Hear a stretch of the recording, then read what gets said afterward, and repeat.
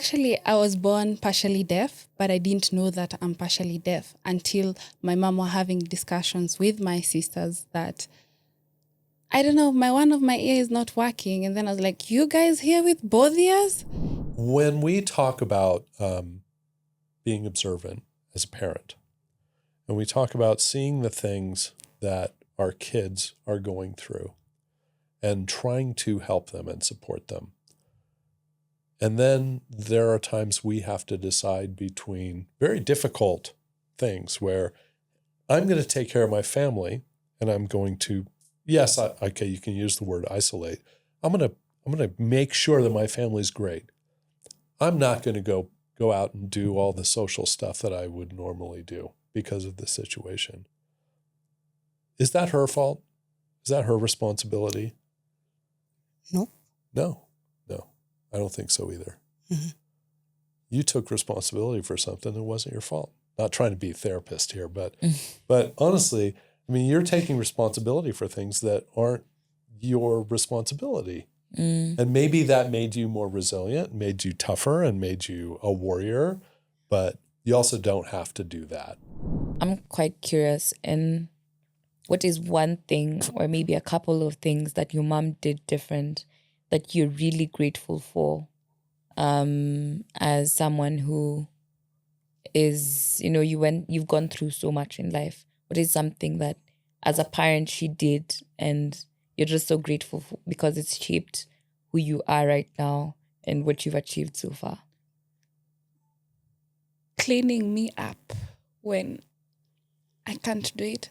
Or, hey, when I was in intensive care unit, she took good care of me. And when I got out, because it was not like I'm in intensive care unit because, or HDU because I'm sick. I was trying to unalive myself because life, I was done with life. I was done with the stigma. I was done with the shame.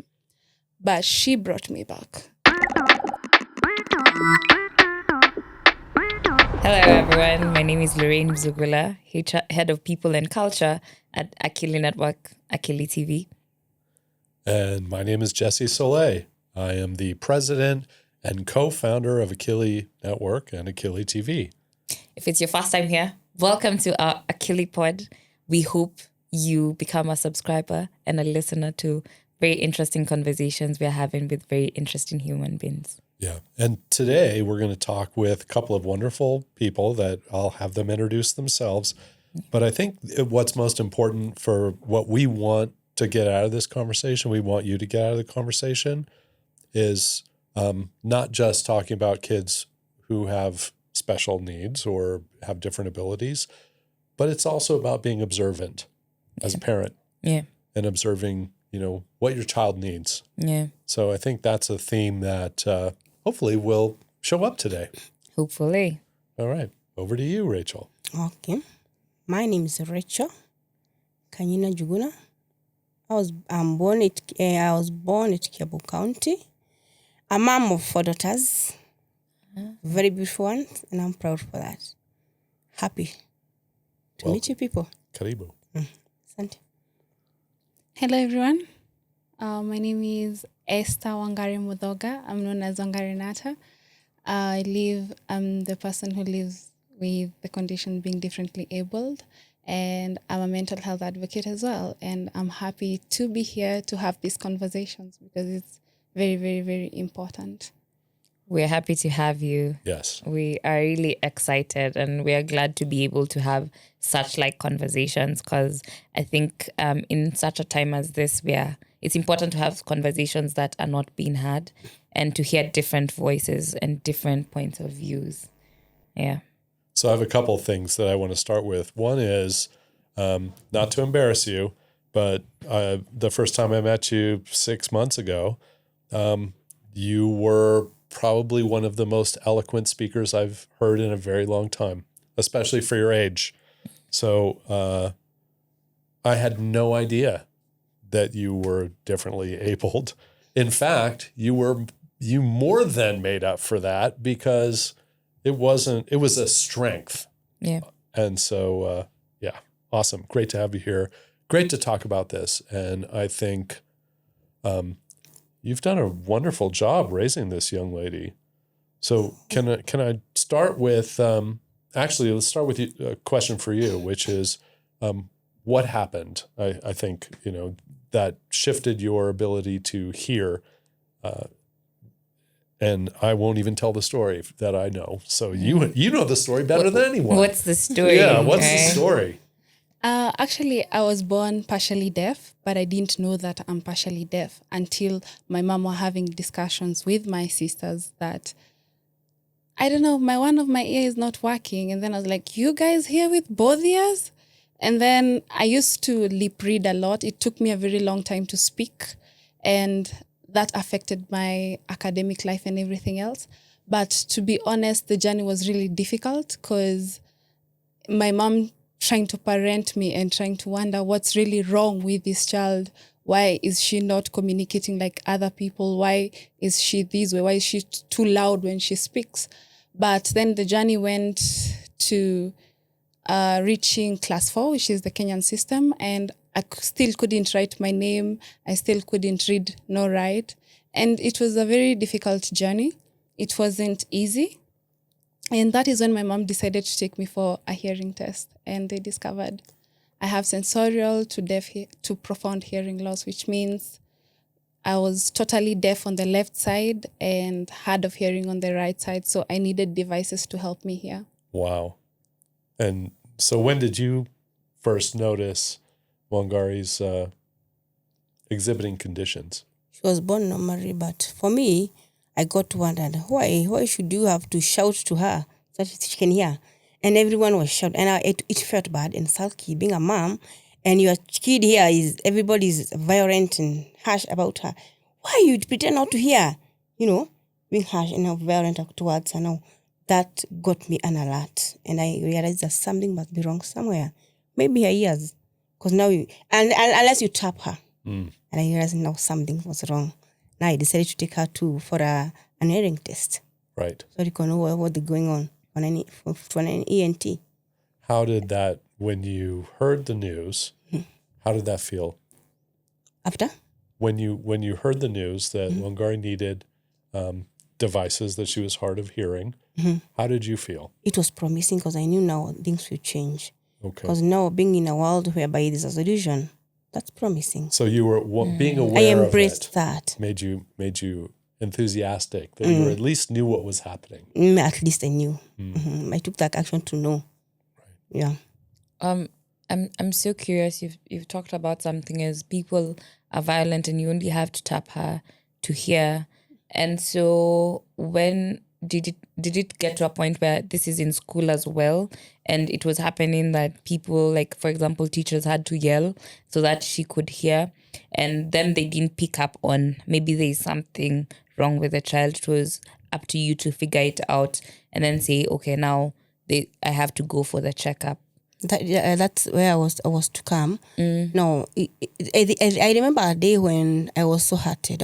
A teacher called and told me, no, you need a kid to be out of this school. She's a disability school. And I wondered why. Because she can't listen, she can't hear. She's very low, and getting to a point of now you are in a foundation and learning and you're hard of hearing, it gets hard. Yeah. And being a parent, I kept crying and wondering why my kid, I kept crying and wondering why. But I got to know that there was misinformation. They didn't know that over the years. I got to know myself. But then why is she that we have to repeat? She can't hear anything. She can't perform. Because now in class, they're talking normally. She'll be in front there and ready to be talked to. But now you get teacher one, they couldn't know the right thing, what's happening. Now, the best thing I discovered slowly, but teachers couldn't know. But the thing is, in school, academically, she was dropping the average, and it was a blame and so hurting. What child, what is she? A middle child? Is she a firstborn? Is she a lastborn? Of the four sisters, born too. The second born. Also, I'll just ask about the first daughter. She's not really stable. She's, and I don't want to use the word normal. So she's not differently abled. Yes, She's differently absolutely okay. It's okay. And so now the second born, then you have to realize that she's different from the firstborn. Yeah. Okay. Did this cause a perspective shift for you when it came to parenting? No, what I did is I knew she's different. Huh? No, I had to get the journey of making them equal. You get?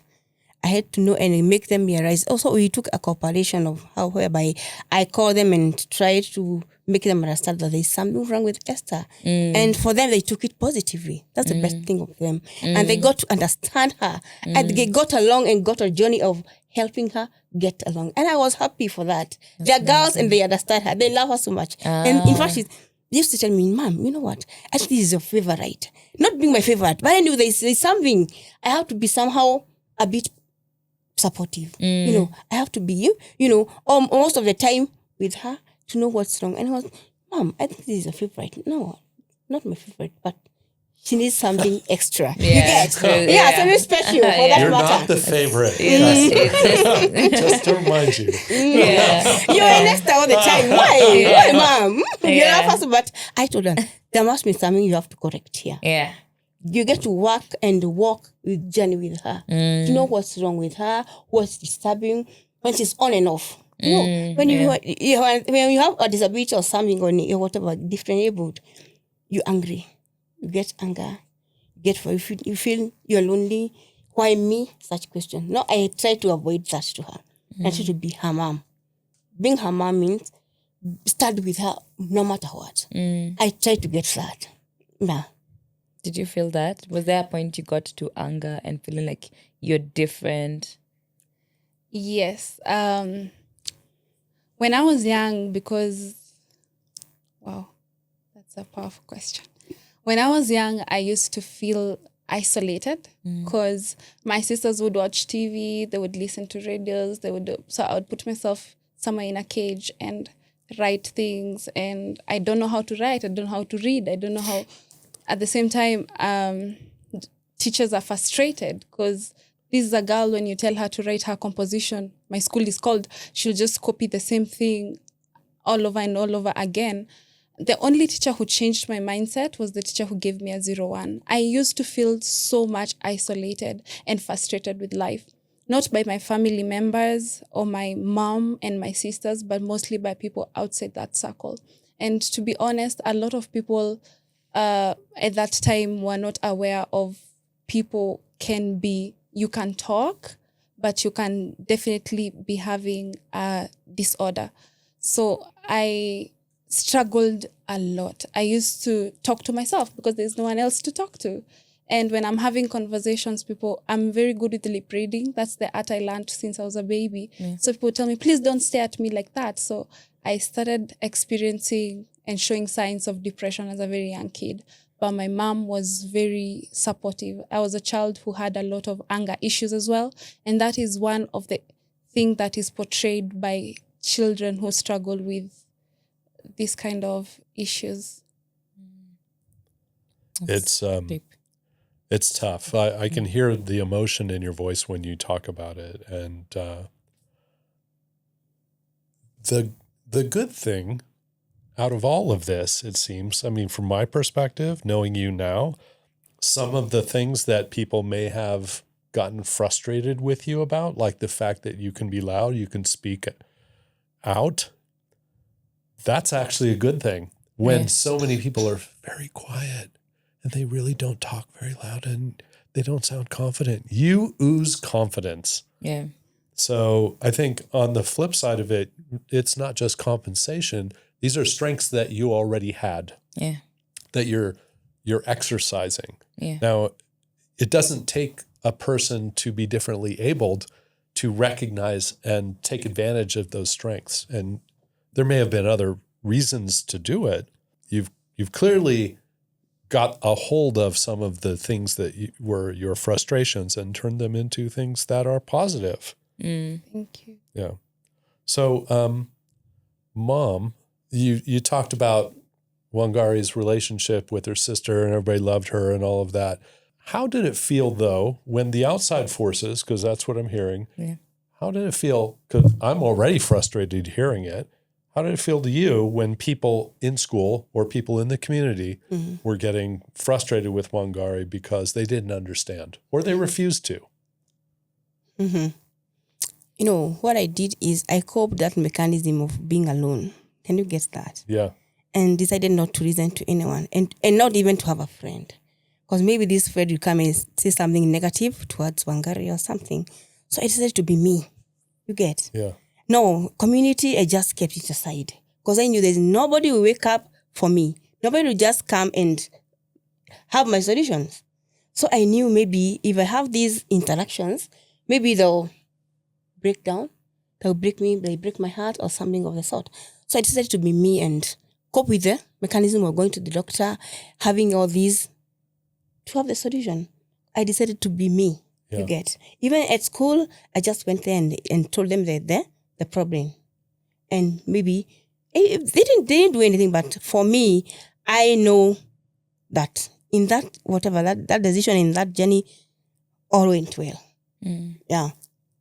So what you're describing is a physical manifestation of creating boundaries, right? So you knew that you needed boundaries in order to manage your family in this situation. Yeah. And it was difficult to do that without saying, well, I'm actually going to make a decision to isolate myself from other people so that I can maintain those boundaries and not feel hurt. Did you know about this?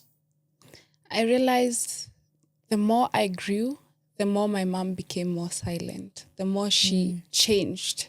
And she had to change to accommodate me. Because all the time she had to be with me. She was my interpreter. I was in a mainstream school. And I remember when I went to get my hearing test, because I'm eloquent, because I used to try my level best to practice. If I had a word, I would keep on repeating it, something my mom didn't know. I was that child who was always climbing trees, always alone in the forest, but they didn't know in the forest is where I built myself. I'll sit down in nature and I would practice. Yeah. Like I would say in Kikuyu, "Dori mwana mukegu, you're not a stupid child."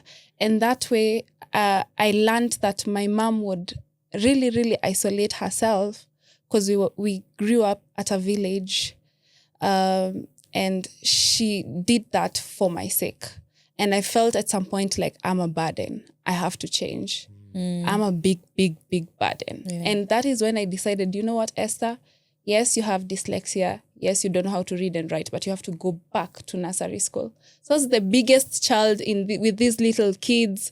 And I'm writing, I'm learning sounds. And sounds helped me to communicate as well. So my mom played a big role. Is this now going back where you have to go back a few steps in school? Is this is after the hearing test? Immediately after the hearing test and you get the results, I think they tell you about cochlear implant. Did you get it immediately or did you have to wait? And what was that experience like? And what was the reason for the wait? Is it financial or just needed a bit? Immediately the hearing test was done, I was given a hearing aid on my right side. Okay. And what you should do is once you discover a child has kind of like residual hearing, you provide devices to help them hear. So at that time, I couldn't get a cochlear implant because it was expensive. And also cochlear implants started way back, but it was not well introduced in Kenya. And a lot of children in Kenya didn't have it. And for you to go to a deaf school as well, you needed to be a certain way. You needed to understand sign language. And at this time, I had already past that stage. But staying for so long without hearing devices also affected my memory and all that. But finance was the biggest thing for me to get, because hearing aids are very expensive. They are expensive. And because I'm the kind of person who speak up, because like if you speak up, you get help. Yeah. So through speaking up, I was able to get a hearing aid, which helped me. And that is where I went back to nursery school as a big child. For Rachel, did it change now that we're speaking about it? Is the cochlear implant is a big financial strain, a financial burden. So did it change the way you have to prioritize in the home, even with like it can be, we were, we were used to certain luxuries that we have to cut back on so that we can support Esther to be able to get certain things that ideally you don't need you wouldn't have had to accommodate for. Mm-hmm. What I did, I went to my family and we organized a harambe, when we can get money, of which it was only 300,000. Okay. He couldn't meet that. Yeah. Okay. But then he was in high school. Okay. And I did it also. Yeah. Just to see whether they can meet it. It didn't work. But luckily we took time because now we use her father's insurance, whereby it caters for the rest, whatever, the remaining amount. Yeah. And it was a matter of in and out. Esther was ever confident and asking, no, you have to do it. I need this thing. I need it quite badly. I can't without it. And that helped. It really helped. Okay. Now, that's where God intervened. Because Yeah. I kept praying for this. Because I knew it was a dream come true. Yeah. Yeah, so I'm grateful. Okay. All right. What a That's great interesting. self-advocate. Yeah. It took me 5 years to get the cochlear implant because my school, which is Karuri High School, also they used to go everywhere. #Stand with Esther, stand with Esther. They really also came in and fundraised for me. Oh, that's And the school supported me a lot because I was a top performer. I had to change schools because of financial issues. We call it Ken Boy. I was in a good school, but I had to change school because we had financial issues and my parents were not in good terms at that time. And I realizing that I was the cause of their relationship ending, it was very hurting, something that I never mentioned to my mom, but I felt that it's my responsibility to become a better person. So I used to advocate, I used to speak a lot about the deaf community. And what I did, one of the major thing I did is I went to those insurance offices like every day. And my mom would tell me, are you sure they're going to do it? And I remember this day I just walked in and I was at the door seated with my uniform. And one of the insurance guys asked me, oh, why are you here? Why are you I used sign language and I said, I'm deaf and I need a cochlear implant and these are my papers. My mom had gotten the MRI, that gotten everything, but now the operation was close. But when they approved it too late. I was already done with high school. And for the past 4 years, the only time I studied high school was in Form 2, being a top performer. And then I didn't study again in high school because I started to develop mental issues where because of this form of, when you go to high school, Kenyan high school is dictation, like no visual. It's just a teacher standing in front and talking throughout. I'm deaf. How do you expect me to understand? But to be honest, it was a journey of resilience. It was a journey of the art of becoming. It was the journey that turned me into a warrior. And since I was 16, I started writing a book called Mad to Made, which I'm about to launch really soon. And it's a story of your story. People might think you're mad or crazy, but you're just different. You're just different. If that issue was early solved, it couldn't have gotten worse. And now the community stood with me because my family believed in me and I also believed in myself. But the journey of being deaf has really, really affected me in the way I communicate. It affected the way I talk. But being a public speaker, I had to read a lot. I had to sit with books. Like, I had to learn. One of the beautiful things of being deaf, you're able to read people very quickly. You're able to learn cues. Body language. Yeah, thank you, Mom. Body language. You don't need someone to tell you, you know what, sit down. You don't need someone to tell you don't need anyone to tell you they don't want you in their space. You just sit and learn it. So I started focusing on the beautiful part of being hard of hearing or being deaf because I can lip read. You're at a distance. I know what you're talking about. And I'll stay silent and journal. And I realized that every challenge in life can turn into a blessing if you just love what you're doing. because my mom struggled financially because after getting the cochlear implant, she couldn't educate me. I had to become a hawker. I used to sell pineapples with buckets. And everywhere I would go with my business card. I would tell people I sell pineapples. I would give people fruits. I would come to Kilelesho, Kilimani, these other places, door to door, and sell these fruits. And the main goal was for me to raise money to take myself then back to school, and which I'm still going on with learning and going to school, because I believe that together with awareness and fighting, when a challenge comes, you fight it back. Currently, one of the major issues that I'm struggling with because of having hearing loss. Hearing loss is the main thing of this, is basically memory and emotional stability. A lot of people who have hearing loss, we struggle with emotions because the community has kind of secluded us, but we have created a safe space for that. I feel blessed for this chance to talk and to be at Akili Pod today. Is a blessing to speak about this. Yeah. As she's talking, she's mentioned something on how the disability took a mental toll on her. And it might have taken a mental toll on you as well. So how did you, one, deal with that yourself as a mother, as a person, because you're your own human being, as Rachel as you stand, but then also helping your daughter, because now you're not even sure how to help, because this is something you both are experiencing for the first time. Mm-hmm. Luckily, I realized that something was wrong, because now he has changed. Huh? The way she talks, now she's talking too much and saying things which are not there. And I guess something must be wrong here.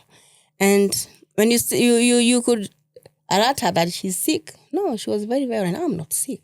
I'm okay. And we try to sing and to sign language to each other. Something wrong here. So the best thing, you had to take her direction and very quick to the hospital. I realized that you have to be at a psychiatric. That's what helped me. And the therapist. So that's what helped me. So I took that very quick, because I knew things would get bad and worse. Because now she's becoming violent as time go by. And it's uncontrollable. She's harmful now. She's even harming herself. It was too bad to speak. So I knew the best thing is to take her to the hospital. That's what helped me. That's amazing. As an African mother, they can just beat you and be like, and I usually had a bag. I used to have a bag whereby I had her documents. In case of anything and get a call. Direct to the hospital. I didn't have to to the hospital. It really helped me, because I was there in time. I didn't wait. In a sign. Immediately. So it made you hyper aware as a mother. You were very attuned. Okay. So there's some themes here. I just want to take us back up for a second.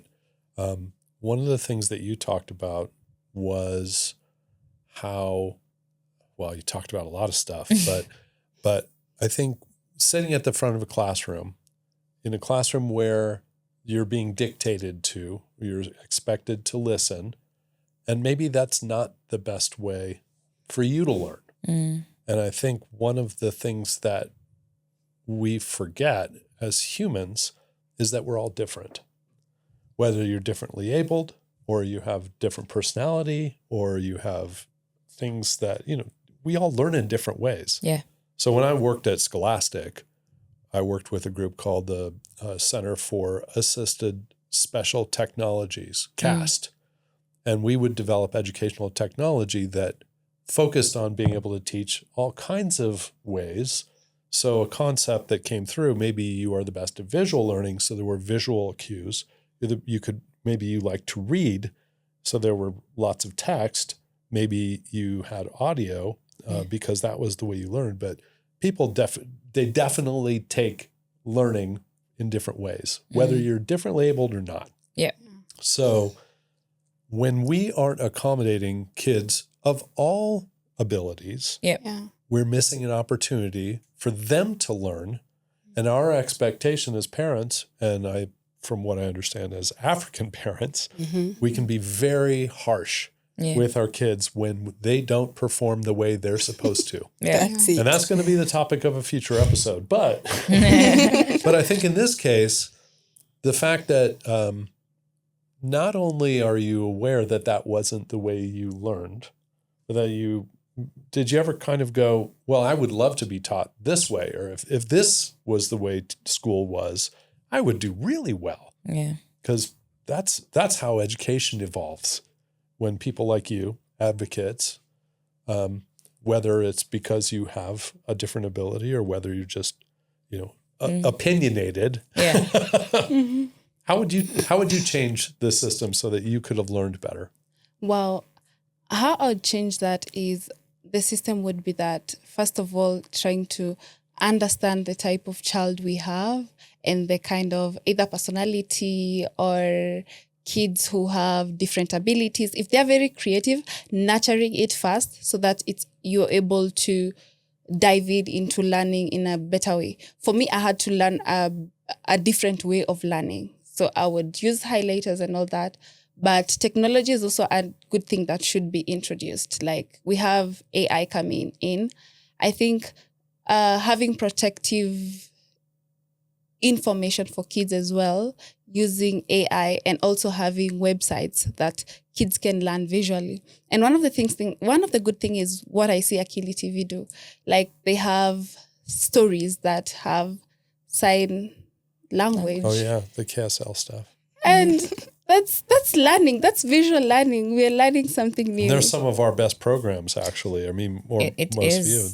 I mean, a friend of mine, we were talking, and at one time, we had a meeting, and she was like, "Oh, these days you work at Akili," and she was like, "My son and I are learning Kenya Sign Language." I'm like, "Okay, but you guys are not, differently able." They're like, "Yeah, we're just learning so that we know cool. It's knowledge. It's interesting, and it helps. Imagine in a world where a lot of people are not deaf, yes, but they do know sign language. So it becomes easy for you when you're even conversing with other people that you're accommodating them, not they have to accommodate you just because they're differently able." Right. Yeah. Shout out to Kitabu. Great content. Thank you. Did you learn sign language? No, I didn't, but I think I don't know how it happened. Tapping and I think she doesn't even reading it. I was reading. This is what helped her. Okay. But me, I didn't about it. But then I've never learned it either. Oh, really? Mm-hmm. Okay. Mm-hmm. I think a lot of people are now getting a lot of awareness from Akili TV in terms of how important it is to have sign language accommodated. Because I also learned it via Akili TV, which is very interesting because learning sign language is very expensive. Even someone just training you a little bit, it's very expensive and very difficult. But having a station that not only accommodates us as people who are hard of hearing, we're in the middle. Yeah. We can sign and we can hear at the same time. So sometimes it's a challenge when you're differently able. But right now, as I grow up, when I remove my devices, my hearing is so low that communicating is so hard. And I love the point that you said about the hearing also accommodating people who are differently abled in terms of hearing. Yeah. And that's amazing. And that's exactly what is happening. And I love that. Yeah, and it's not just, I think, hearing. I actually love walking into office buildings that their elevators have braille. So you can imagine it's accommodating for someone who doesn't see. And I wear specs and my eyesight is terrible, but I've not gotten to that point. But how many fingers am I holding up? Sorry, Jesse. and I'm just like, this is so thoughtful. Like, yes, there are people, not everyone who will walk into this building has eyesight. So accommodating them by putting braille on the elevator numbers is amazing, because the same people, just because they're differently abled, doesn't mean they can't live a normal life. Mm-hmm. So how do we accommodate for them so that they're as comfortable? They don't always have to struggle so much to or work harder just to achieve the same way when us we have it a bit easier, right? Yeah. So how do we level the playing field for each and every one of them? And I don't know if it has gotten easier over the years or it's you have just learned to live with it, so now you know what to do around it, or the systems are changing to be able to accommodate you as well.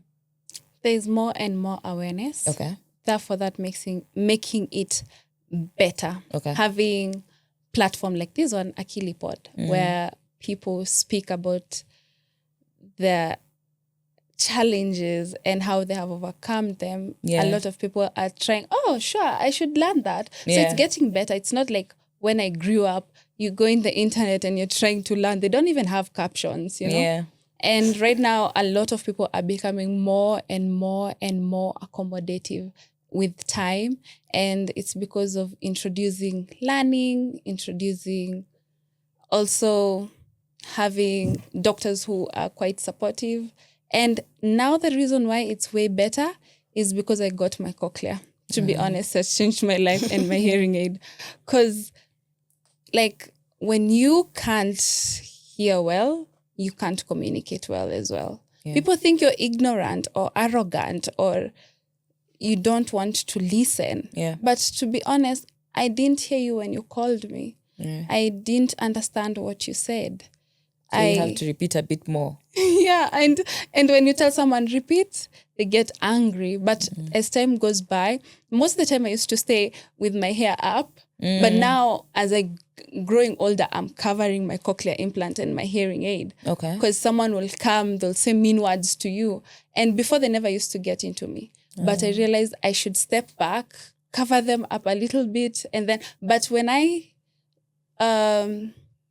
started working, I don't know how to say this. Should I mention this? Sure. When I started working with Akili, which has changed my life, I started gaining my confidence back. For the past 24 years of my life, I used to feel that I will never become a person I'll never become any good. I met a company that is very accommodative, and I want to say thank you very much. And now my confidence has grown to an extent I can put my hair back when I'm in the office, and you guys come and tell me, Esther, and then maybe I didn't hear you're telling me, did you understand what I'm saying? Including my manager, she's like, did you understand what I said? That statement, did you understand, makes me feel accepted and included. So inclusion not only has to be out there, but things are changing because inclusions are coming in also to companies like here. Yeah. Awesome. Well, we're super happy to have you. Yeah. I mentioned this to you last week, actually, when we were on the phone. I saw a movie that kind of gave me another perspective.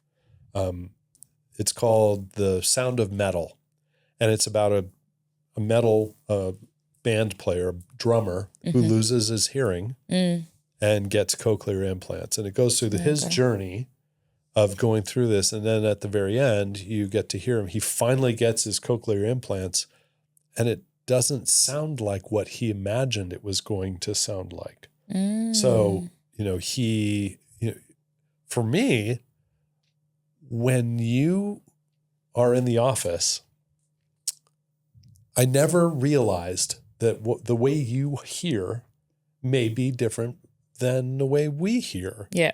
And so without having a hearing problem or issue or, differently abled, I imagine the cochlear implants just let you hear exactly the way I hear you talk. And that may not necessarily be true. You're laughing because... You agree? I agree with Yeah, it. it's also different. Realize it? Yeah, you realize that. Oh, okay. Mm-hmm. Oh, wow. It sounds different because like when somebody says a word like clap and cap, you have to sit down with your brain, strain your brain and think my mom used to get really angry because she would send me something and I would bring something that she didn't really ask for. So I think the cochlear implant is something that is life transforming, but it's a process of learning. I have had it like for I'm not good with dates. Okay. I think 3 to 4 years. Okay. But I'm still learning every day how to listen with it. And one of the major things I think that it helps you with the most is to know direction of sound. But when someone talks, and if they have a very sharp accent like my mom, Oh wait, so, Like your so your mom freaks you out. my Is what you're saying. goodness. Did you know that? She complains. She complains. Oh gosh. So if you interact with someone who has, I guess in this instance, the best way I can describe it is a shrieking voice. And I know for hearing aids, you can kind of like turn up and turn down the volume. Do you always have to make that adjustment? let me tell you, cochlear implants are the most complicated devices when it comes to hearing. Oh, okay. Because in terms of they need a very unique programming. Okay. You have a machine inside your head. You go through surgery, and the surgery it's long. It's a long surgery. And after you're out, they have to program the device. And the device, environment changes, so they set it in a certain way. So if you have a certain kind of voice, I might not hear you. So I'll have to stare at you. Yeah. Let me tell you the period that almost killed me. Corona period. Oh my goodness. Because people are wearing masks. Yeah, right. Oh gosh. So now you can't lip read. Like I couldn't lip read. I'm going somewhere, and I remember a time I almost got bitten by the mob. My mom can remember. Oh my God. Because like people think I'm together with a person who stole someone's phone. So I'm stranded. People are wearing masks. I don't know what's going on. You're just confused. talking. People don't expect you to talk and have hearing loss. They expect you to be silent.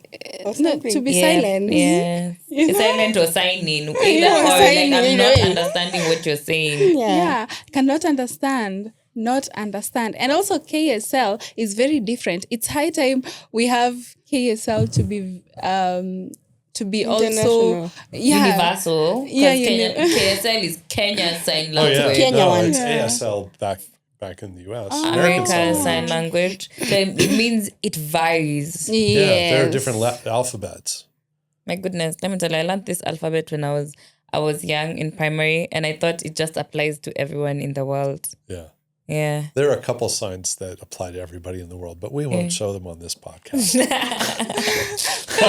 Yes. Jesse.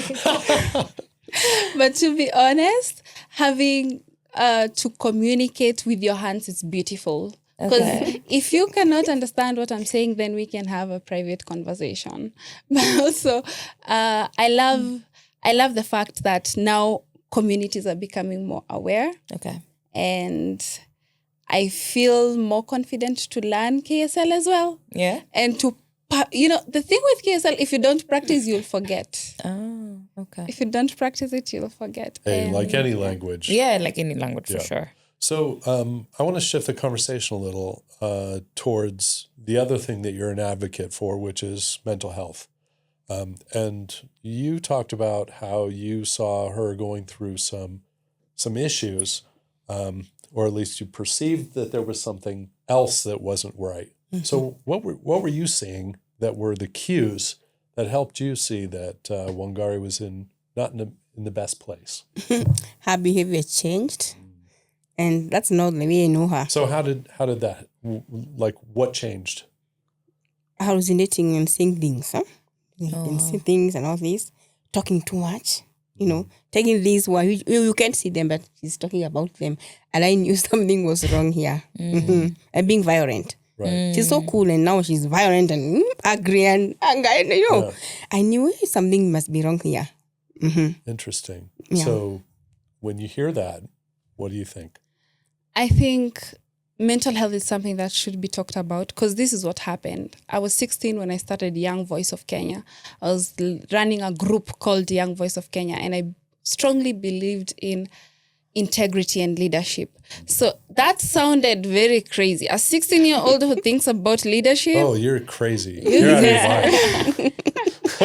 So I started feeling lonely when everyone would call me crazy, because I would move with billboards written, "It's high time we change, it's high time we take it." I would see I kind of feel like I would see things before they happen. I knew a lot of people are going through hardship.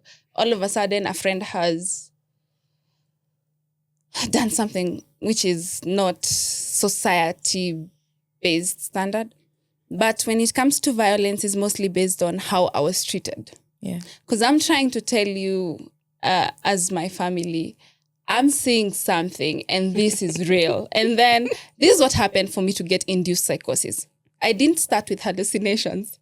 It started with Young Voice of Kenya and me needing to raise 3 million. That was the greatest trauma of my life.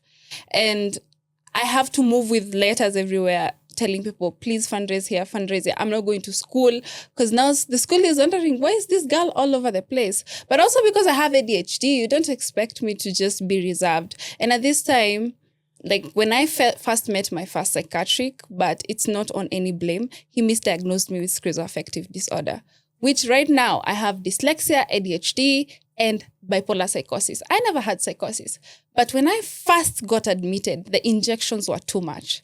Like the moment I woke up, I was seeing ghosts. It took me 3 months. I had to go through electroconvulsive therapy, ECT. And ECT has cost me till date because, to be honest, it's a nice treatment nowadays. But back then it was not well studied. And that's why it's good as a person who you're living with any kind of condition to have information and knowledge. So that time I was 17, the youngest person in a mental hospital. And the mental system that time in Kenya was very broken. And every time I would speak up, I would say, don't inject me another time, you get injected again. So I started learning how to live right now I'm celebrating 1 year out of a mental hospital for the first time. The other times I used to stay two weeks, I'm already in a mental hospital until I learned how to sit down with my thoughts, write my thoughts. And I realized that my personality, you're diagnosing me, yes, I accept I have bipolar, but you're diagnosing me as well with schizophrenia just because I'm speaking my thoughts, just because I'm like, I'm going to be the greatest person in the world, just because I'm standing in buses and telling people, take care of your health.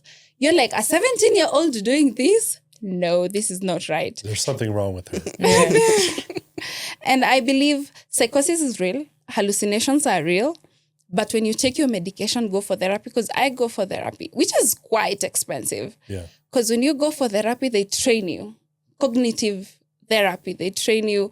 Behavioral therapy, they train you. I also took a course in counseling psychology. They train you how to conduct yourself, which is also tiresome. Because I'm dealing with an impulsive brain. I'm dealing with a brain that has so many ideas. Most ideas worked, but some didn't work. And I came to learn how to accept and differentiate when I'm in a manic episode, which happens. I have bipolar type 1. We have very many types of bipolar. There are 3. But I have type 1, which is one of the most critical type of bipolar if it's not treated well, because you move from hypomania to mania. And one of the major issues is stigma. Yeah.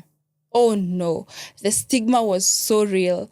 But I came to realize is when you have ADHD, bipolar, your brain is structured in a unique way. You're creative. You see things in a different dimension that people don't see it. So I had to sit down and journal and tell myself, what do I want to become?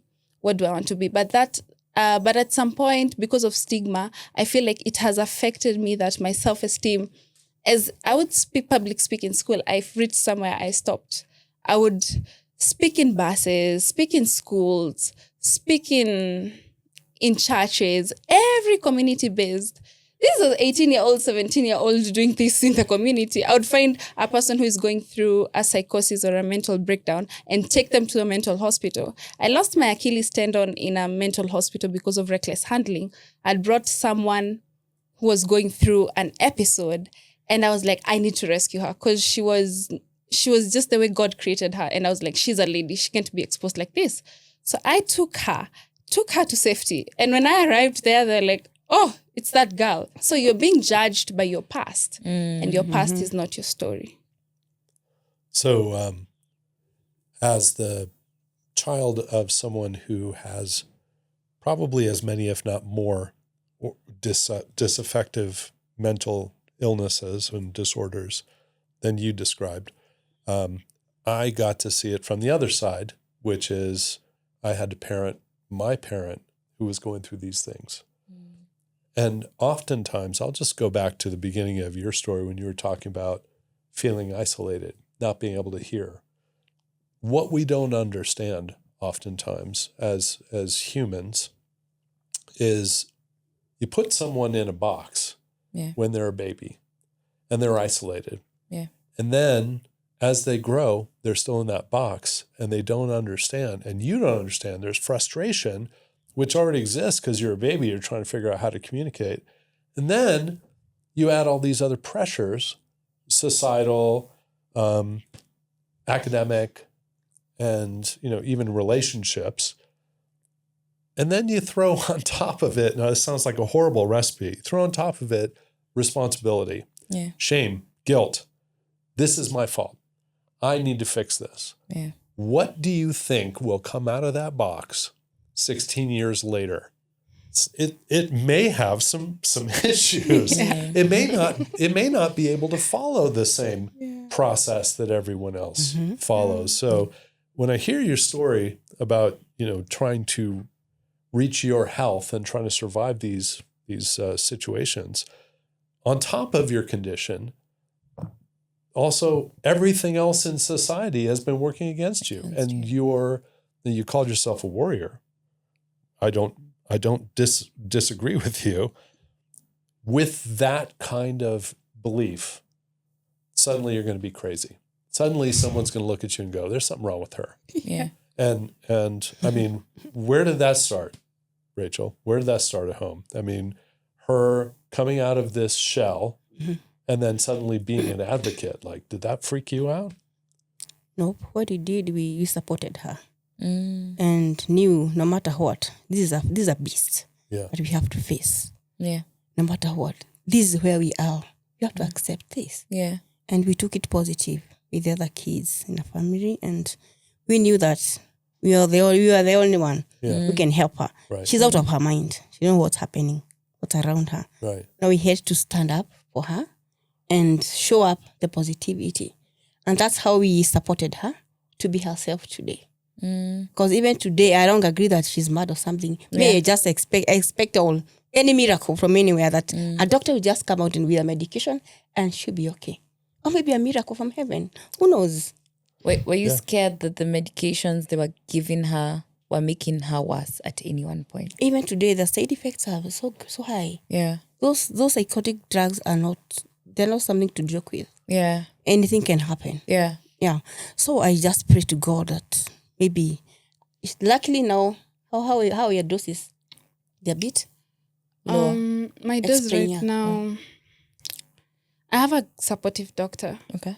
But I have a medication that is causing me to have issues with my muscles. Okay. So you find my eyes are not turning, and now I have to walk. My eyes all of a sudden start getting teary, and now they're turning red. And maybe you're in public. And I'm in public. I can't see. I can't walk. My tongue is not moving. And I wrote down, actually it's the day before yesterday, I was seated. It's good to read the leaf outs in the medication. Okay. One medication has more than 100 and something side effects. The other one has... And then I was like, I'm not going to mention the medication, but what I'm going to say is I have to take them.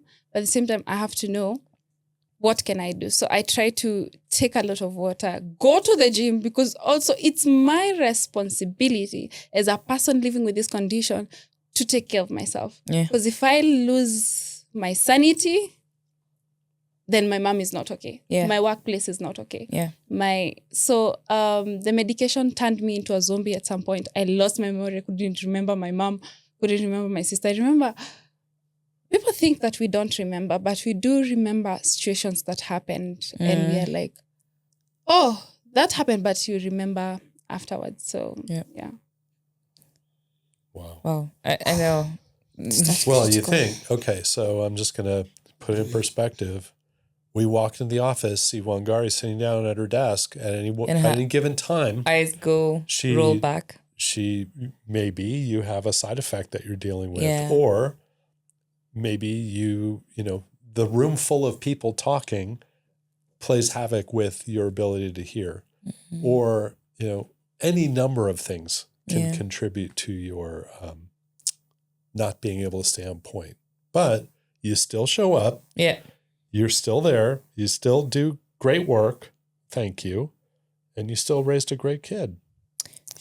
She actually mentioned to me the other day, and I think one of the things that I admire most or like most about you is when it gets to a point where you've tried your best and things are not moving, as we've talked about, you advocate for yourself. And I think you mentioned that, yeah, I need to, even if I'm having these challenges, I want to learn more. So it's the proactivity for, yes, I have this challenge and it may take me a lot more time than the ordinary person to get there, but I still want to get there. And talking about the manic episodes, I remember when she came for the interview and we were doing a background check, and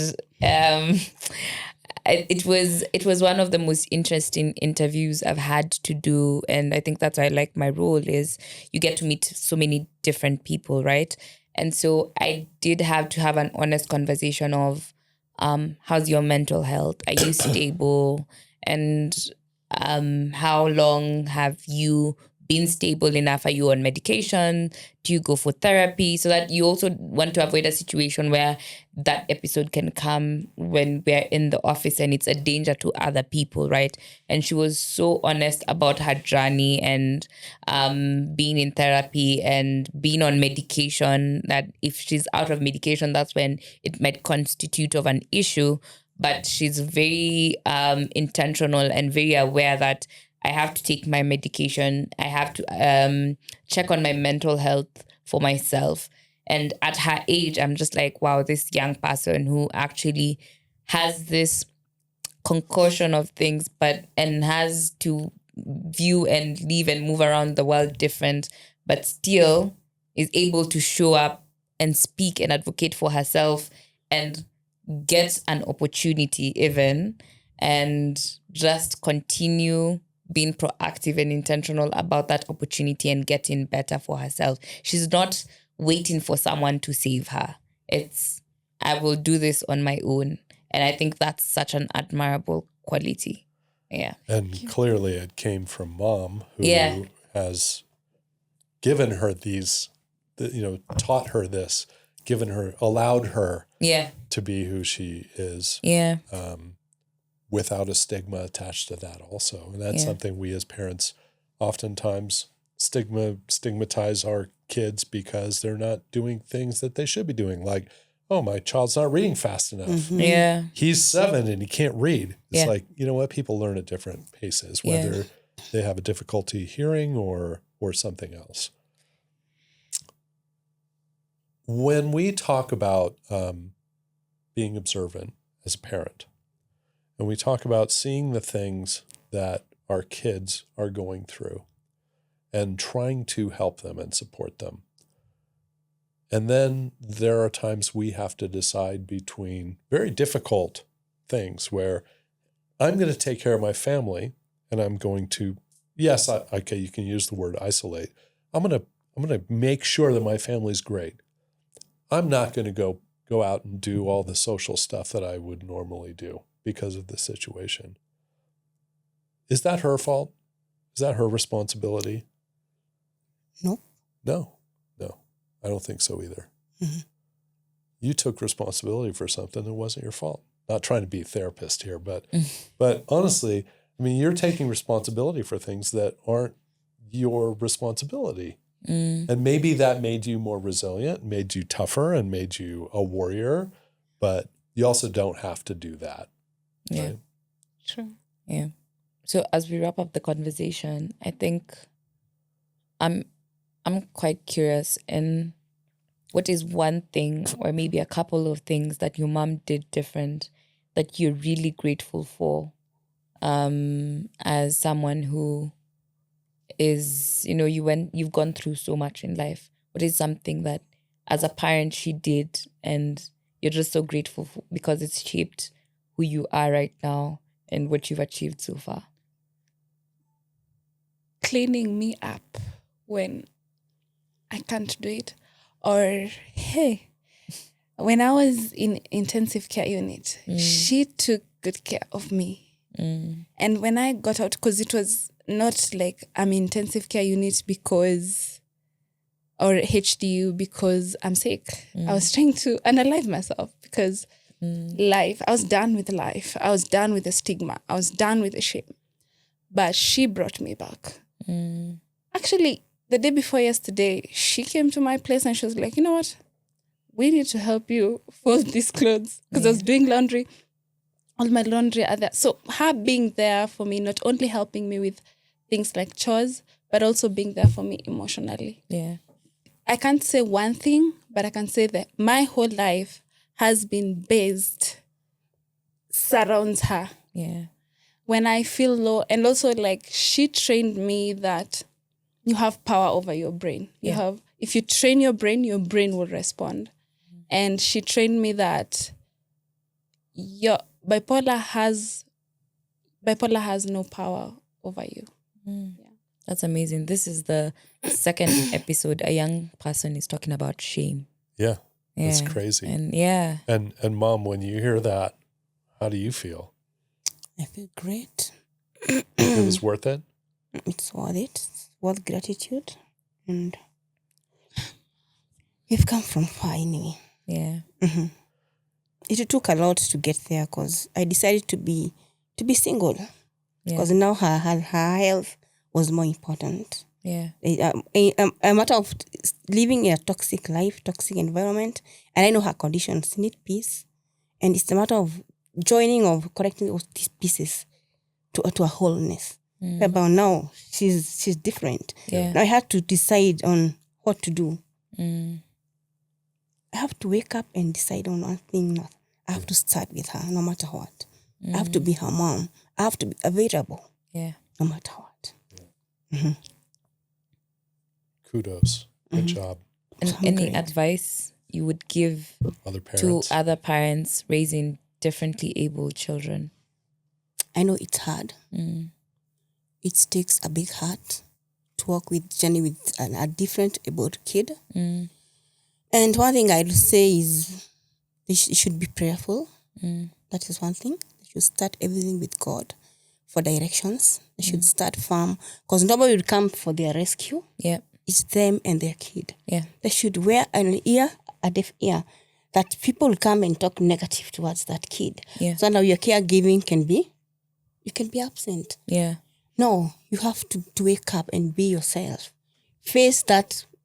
It's a challenge. Face it with confidence. You don't care who will be grateful about you, who will thank you. You don't care. Yeah. This is your kid. And he's waiting for no one. He or she is waiting for no one else apart from you, parent. It's a matter of waking up and being thankful. No matter what. Thank gratitude to God because no matter what, it's bad, it's whatever, be gratitude, be grateful. And keep on keeping on. That's amazing. Thank you so much, guys, for being vulnerable with us. Thank you for sharing your stories to encourage one person or the next. I'm sure millions of Kenyans will be watching, will be listening. And maybe this is something that it causes a perspective shift. So we're just so grateful for accepting the call to come and join us in conversations that are very pertinent in today's society. Yes. Oh my God. Thank you. As I wind up, I can't forget to thank you people. They are Kirichibi for embracing her, and it's something worth gratitude. Yeah. And I'm so grateful people to embrace her and taking her like as a normal person, as people might say it. Yes, as people might say it. I find it joy. I find happiness in it. Yeah. I cope the resilience of being that this is positive. Yes. This is what God meant to be. Yes. There's a reason for having this kid. Absolutely. And I took it positive. And that's why I'm here today. He knew you were the mother for her. Yeah. He did. God knew that. Yes, he did. Because you've grateful. raised such a confident woman. And just so you know, I don't think anybody at Achille TV is normal. Wow. I think everybody has their, yeah. Yeah. Whether they like wearing hats and T-shirts or, they have hearing disabilities or differently able hearing. Anyway, Really appreciate you guys being here. Thank you so much. Thank you. Thank you. Thank you.